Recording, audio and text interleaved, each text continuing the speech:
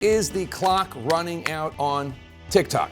It could be for federal government employees after Congress included a ban on the app on all U.S. government devices in the latest spending bill, joining a wave of U.S. governors who have done the same for their state employees. They're worried about the popular app's ties to the Chinese government.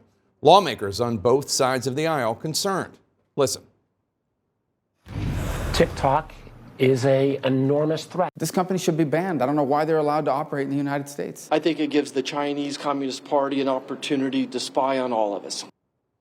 Today, the company, TikTok, said it will roll out a new feature to add more context about how the app recommends videos. Users will be able to click on an icon and see if a video was recommended based on data, such as your past likes or the region you live in. Joining us now to discuss, Michael Beckerman, TikTok's head of public policy. Michael, thanks so much for being here. We really appreciate it. First of all, what's your response to this bipartisan push to ban TikTok, especially on government devices? Look, I mean, obviously this is a very political approach, doesn't have any real impact on national security.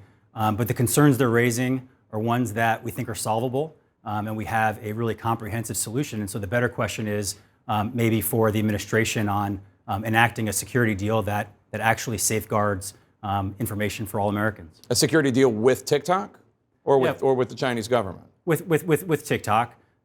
TikTok's not available in China. We think a lot of the concerns are maybe overblown, but we do think these problems can be solved. We have a comprehensive solution that we've been working on for almost 2 years now with the Biden administration, and we're ready to implement it.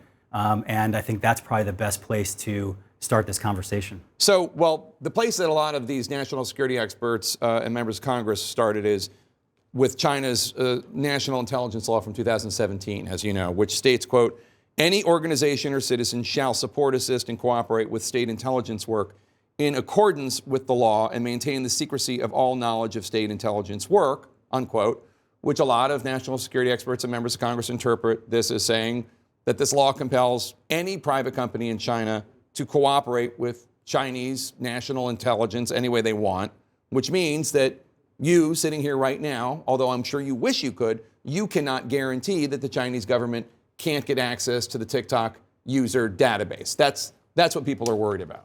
Well, no company can guarantee that a state actor can't get access to the company. No, but I mean legally, not through hacking, legally. Sure, but one thing, like TikTok's not available in China. We have many safeguards in place.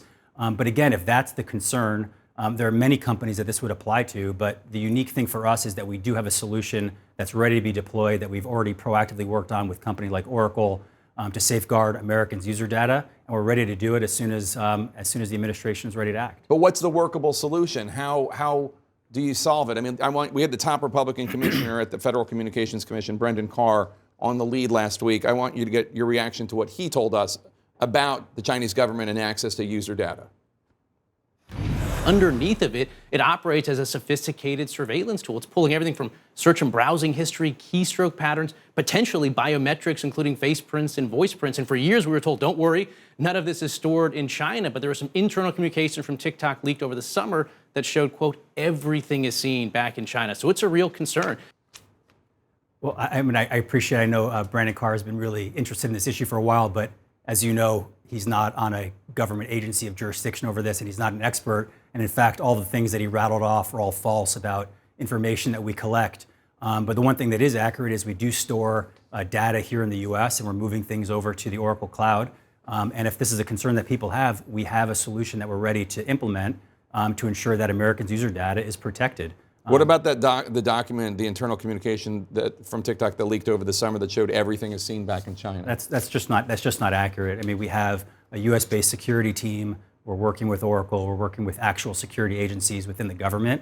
I think there's a lot of misinformation out there, and a lot of what the commissioner was saying is just not accurate. So there was a German report in March of this year showing that TikTok censored references to concentration camps, shadow banning, in their view, words such as Auschwitz or National Socialism.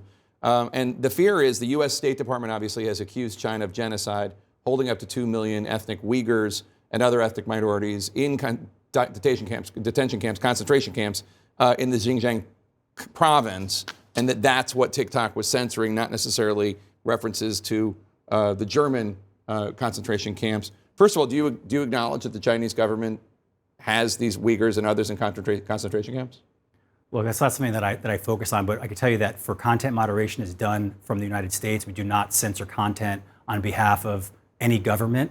You can just go on the app and look, and there's been plenty of content What do on you mean TikTok. that's not something you focus on? You work for a Chinese government company, and the Chinese are accused of concentration camps and ethnic genocide. You can find all of this content on TikTok. But why won't you acknowledge that? I mean, I'm just not an expert on what's happening in China, so it's not an area that I'm focusing on. But you can look on the app and you'll find plenty of content about that as well. It's not something that we censor. It's not something that we draw back. All of those decisions are made from the United States. Well, a viewer might see this and think this guy won't even acknowledge that the Chinese are committing genocide against their own people.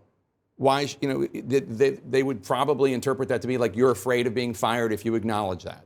That's Jake, that's not accurate, and that's not fair. But I'm just. Do you disagree that that's how people are going to interpret it? I mean, that's. Well, I can see how you're interpreting it. Look, I think there are many human rights violations that are happening in China and around the world. I think these are very important. I mean, I'm not here to be the expert on human rights violations around the world, but if you want to look up at that, you can go to TikTok and you can look it up, and you can see much information about that as you want. That's not something that's censored by the app. I was responding to your question about whether or not that content is censored on TikTok, and it certainly is not. So if a U.S. user were to make a video summarizing the 2022 UN report, which shows that China may have committed crimes against humanity in Xinjiang province, they would be able to see it? It wouldn't be banned? It wouldn't be shadow banned? Absolutely, go for it. I mean, that does not violate our content guidelines. I can't tell you if you did a video of that, Jake, that would go viral. That's something that people would be interested in, but that doesn't violate our guidelines at all. So there was a 60 Minutes report that I'm sure you saw that showed American kids on TikTok, and they were seeing images of self-harm and eating disorders, encouraging psychological distress for these kids. And then there's the Chinese version of TikTok, which it's not called TikTok, it's something else. And it was educational, and there were automatic time limits. And a parent might see that and think the Chinese government is trying to destroy our kids from within. I'm just saying, don't you think that that's the impression? I think that's a mischaracterization. Like, as a parent as well, we do so much. We were talking during the break about parental tools that we have here in the U.S., but it's kind of a little bit of a curious argument.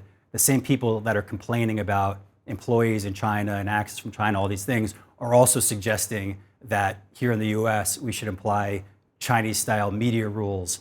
We have freedom of speech, other things here in the United States. It's a little bit different, but look, on content for kids and for younger people on the app is something that we take incredibly seriously. All of those teams are based here in the United States. We have tools for parents. You should have conversations with your teens about screen time.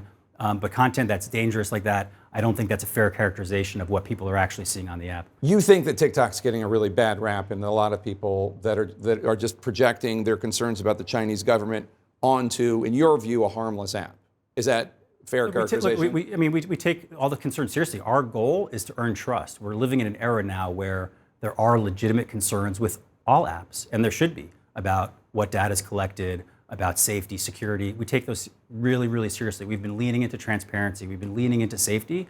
And the reason that we've been so proactive working with the government on a solution for the security concerns is we want to clear the air about that. We want to raise no doubt that the app is safe and secure. So, Michael Beckerman, I have to go because we're out of time, but I hope you'll come back because there are a lot of concerns, and I think it's only fair that you guys get to address them. As I told you, I have deleted the app, but I haven't forced my kids to.